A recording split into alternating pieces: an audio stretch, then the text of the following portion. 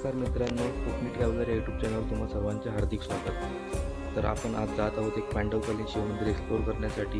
एक प्राचीन शिलालेख सुद्धा आहे। तर हे मंदिर अणुस्कुरा घाटावर पडते। तर काही लोकांना अणुस्कुरा घाट माहिती नसेल। अणुस्कुरा घाट हा राजापूर व कोल्हापूर जोडणारा एक प्रमुख घाट आहे। तर चला पाहूया आजच्या व्हिडिओमध्ये पांडवकालीन शिवमंदिर व प्राचीन शिलालेख।